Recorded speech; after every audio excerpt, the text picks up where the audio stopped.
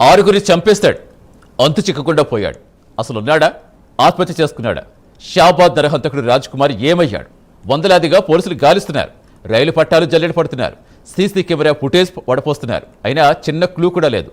మొత్తం police station సిబ్బందినే నమ్మటం లేదు. మొత్తం కొత్త వాళ్ళతో వేట ముమ్మరం చేశారు. ఇది షాబాద్ నరమేధం అప్డేట్.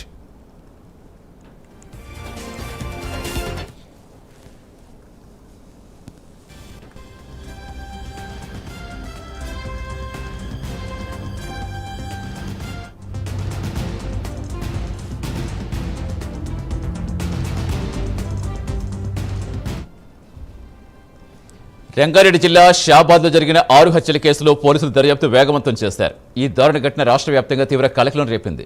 నిందితుడు పార్వతీ రాజ్ కుమార్ ఆచూకీ కోసం పోలీసులు ముమ్మరంగా గాలిస్తున్నారు. జూలై 10వ తేదీ రాత్రి జరిగిన ఈ హత్యలు రాష్ట్రంలోనే కాదు దేశవ్యాప్తంగా ప్రజలను భయభ్రాంతులకు గురిచేశాయి. ఈ ఘటనలో రాజ్ కుమార్ తన భార్య, 2 కుమారులు, ఒక మైనర్ బాలిక, ఆ బాలిక తల్లి, నానమ్మలను అత్యంత కిరాతకంగా హతమార్చాడు. ఈ మైనర్ బాలిక గతంలో రాజ్ కుమార్పై పోక్సో కేసు పెట్టింది. మే 2026లో నమోదైన ఈ పోక్సో కేసుతో రగిలిపోయిన రాజ్ కుమార్ పగ తీర్చుకునేందుకే ఈ ఘాతుకానికి పాల్పడ్డట్టుగా అనుమానిస్తున్నారు పోలీసులు. హత్యలకు ఒక వారం ముందే రాజ్ కుమార్ పోక్సో కేసులో 20,000 రూపాయల వ్యక్తిగత పూచీకత్తుపై ముందస్తు బెయిల్పై రిలీజ్ అయ్యాడు. బెయిల్పై వచ్చిన తర్వాతే ఈ ఘాతుకానికి పక్కా ప్రణాళిక వేసినట్టుగా తెలుస్తోంది. మొత్తం 6గురిని కత్తితో పొడిచి గొంతులు కోసి చంపిన తీరు చూస్తుంటే అతనిలో ఎంత క్రూరత్వం నిండి ఉందో అర్థమవుతోంది. మరి ఈ కేసులో ఇంకా ఎలాంటి వివరాలు వెలుగులోకి వచ్చాయి? పోలీసు దర్యాప్తులు ఏ కోణాలు పరిశీలిస్తున్నారు? ప్రస్తుతం నిందితుడు ఎక్కడున్నాడు? ఈ అంశాలపై వివరాలేంటో చూద్దాం.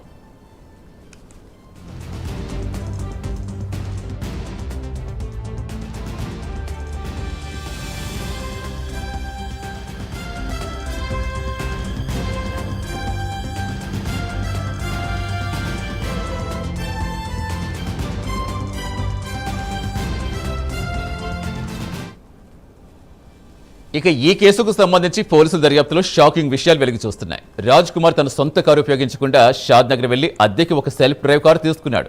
హత్యల తర్వాత పారిపోయేందుకు, అవసరమైతే కారు అక్కడే వదిలేసేందుకు వీలుగా ఇలా చేసినట్టుగా పోలీసులు అంటున్నారు. హత్యకు ఉపయోగించిన కత్తి కూడా ముందుగానే సిద్ధం చేసుకున్నాడు. ఈ కత్తిని హైదరాబాద్ కానీ లేదా షాద్ నగర్లో కానీ కొనుగోలు చేస్తూ ఉండొచ్చని అంచనా వేస్తున్నారు. క్లూస్ టీం పరిశీలనలో కత్తి కొంత తుప్పు పట్టి ఉన్నట్టుగా గుర్తించారు. దీన్ని బట్టి ఆ కత్తి చాలా పాతదే కాదని, లేదంటే ఎక్కడైనా తెచ్చి కొన్నాళ్ళు ఇంట్లో పెట్టి ఉండొచ్చని కూడా భావిస్తున్నారు. ఈ హత్యలు జరిగిన తర్వాత రాజ్ కుమార్ తన తండ్రికి ఫోన్ చేసి హత్యలు తాను చేసినట్టుగా అంగీకరించాడు. అలాగే ఆత్మహత్య చేసుకుంటా అని చెప్పి ఫోన్ స్విచ్ ఆఫ్ చేసేశాడు. ఇది పోలీసుల దర్యాప్తుకి మరింత సంక్లిష్టం చేస్తుంది. అతని ఫోన్ కాల్ రికార్డ్స్, చివరి లొకేషన్ ఆధారంగా గాలింపు చర్యలు ముమ్మరం చేస్తారు. రాజ్ కుమార్ మొత్తం 4 ఫోన్లు, 16 సిమ్ కార్డ్స్ వాడుతున్నట్టుగా పోలీసుల విచారణలో తేలింది. హత్యలు జరిగాక శుక్రవారం రాత్రి 11:30 గంటల ప్రాంతంలో ఫోన్ స్విచ్ ఆఫ్ చేశాడు. ప్రస్తుతం అతని ఫోన్లు, ఏ ఒక్క సిమ్ కార్డ్స్ కూడా వినియోగంలో లేవని పోలీసులు గుర్తించారు. ఇది పారిపోయేందుకు పక్కా ప్రణాళిక వేసినట్టే ఉందని స్పష్టంగా అర్థమవుతుందంటున్నారు. హత్యలు చేశాక శనివారం ఉదయం 6 గంటల వరకు అద్దె కారులో నందిగామ, కొత్తూరు, షాబాద్ మండలాల్లో నిర్మానుష్య ప్రాంతాల్లో తిరిగాడు. కొత్తూరు మండలం తిమ్మాపూర్ రైల్వే స్టేషన్ సమీపంలో కారులో పెట్రోల్ అయిపోవడంతో దాన్ని అక్కడే వదిలేసి జాతీయ రహదారిపై ఎక్కడికో వెళ్లిపోయాడు.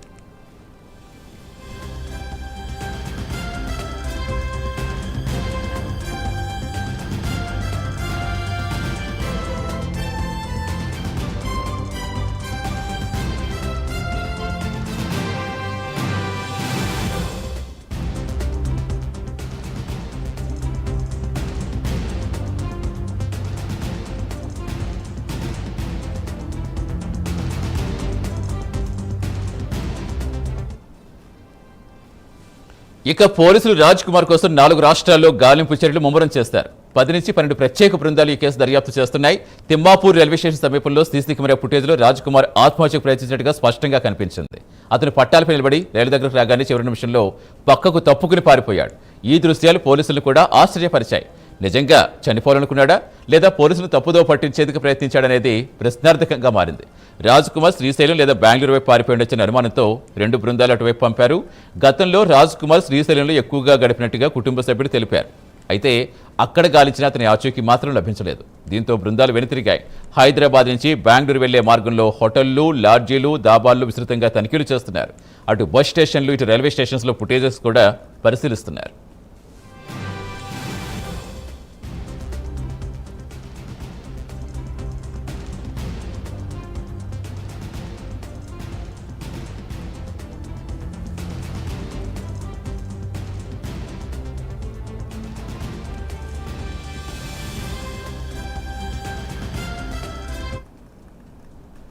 అయితే మైనర్ బాలికను 5 కిలోమీటర్ల దూరం తీసుకెళ్లి ఎందుకు చంపాడనేది ఇప్పుడు పోలీసులకు పెద్ద ప్రశ్నగా మారింది. ఇంట్లో బాలిక తల్లి నానమ్మలను చంపాక బాలికను కారులో బలవంతంగా తీసుకెళ్లి ఆమె నిరాకరించడంతో గొంతు కోసి చంపినట్టుగా అనుమానిస్తున్నారు.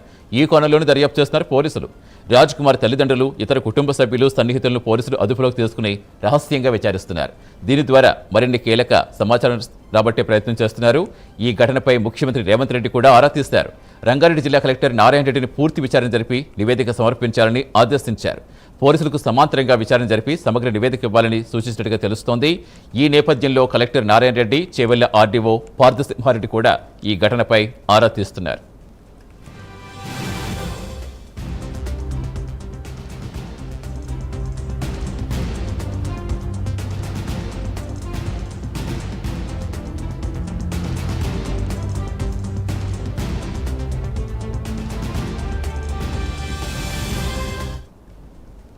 అసలు పోక్సో కేసు నమోదయ్యాక చట్ట ప్రకారం దర్యాప్తు ఎలా చేయాలి, వాస్తవానికి ఏం జరిగింది, ఇందులో ఎవరి నిర్లక్ష్యం ఉంది అనే అన్ని విషయాలపై సమాచారం సేకరిస్తున్నారు.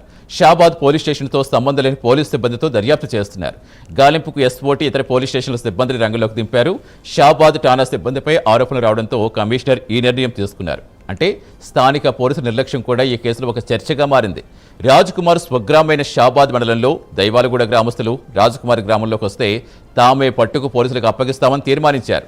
రాజ్ కుమార్పై స్థానికుల్లో తీవ్ర ఆగ్రహావేశాలు వ్యక్తమవుతున్నాయి. ప్రజల ఆగ్రహం చూస్తుంటే రాజ్ కుమార్కు ఎంత త్వరగా శిక్ష పడాలని కోరుకుంటున్నారో అర్థమవుతుంది. ఈ నరమేధం సమాజంలో తీవ్ర భయాందోళన రేకెత్తిస్తోంది.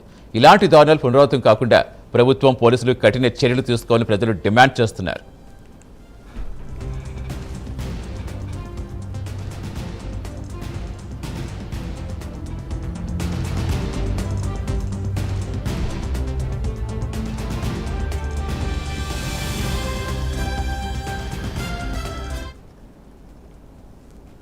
ఈ కేసులో న్యాయపరమైన అంశాలు కూడా చాలా కీలకమైనవి. రాజ్ కుమార్పై భారతీయ న్యాయ సంహితలో హత్య, క్రిమినల్ కుట్ర, సాక్ష్యాలు నాశనం చేయడం వంటి సెక్షన్ల కింద కేసులు నమోదయ్యే అవకాశం ఉంది.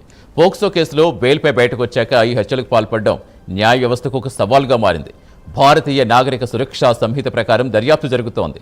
భారతీయ సాక్ష్య అధినియం నిబంధనల ప్రకారం ఆధారాలు సేకరిస్తున్నారు. ఈ కొత్త చట్టాల అమలు తర్వాత ఇంతటి తీవ్ర నేరం జరగటం, దర్యాప్తు తీరు, నిందితుడిని పట్టుకునే విధానం మరింత పారదర్శకంగా వేగంగా ఉండాలని ప్రజలు కోరుకుంటున్నారు. రాజ్ కుమార్ పారిపోవడం, ఆత్మహత్యకు ప్రయత్నించే చివరి నిమిషంలో మనసు మార్చుకోవడం వంటివి అతని మానసిక స్థితి తెలియచేస్తున్నాయి. పోలీసుల నుంచి ఎంతకాలం తప్పించుకుంటాడనేది చూడాలి. పోలీసులు ఇప్పటికే technical evidence, CC camera footage, call data records వంటి అన్ని రకాల ఆధారాలు సేకరిస్తున్నారు. నిందితుడిని పట్టుకునేందుకు అన్ని రకాల ప్రయత్నాలు జరుగుతున్నాయి. త్వరలోనే రాజ్ కుమార్ని పట్టుకుని న్యాయస్థానం ముందు హాజరుపరుస్తామని పోలీసులు ధీమా వ్యక్తం చేస్తున్నారు. అతని అరెస్టు తర్వాతే ఈ హత్యల వెనుక ఉన్న పూర్తి కారణాలు, ఇతర వివరాలు వెలుగులోకి వస్తాయి. అప్పటి వరకు ఈ కేసులో ఉత్కంఠ కొనసాగుతూనే ఉంటుంది.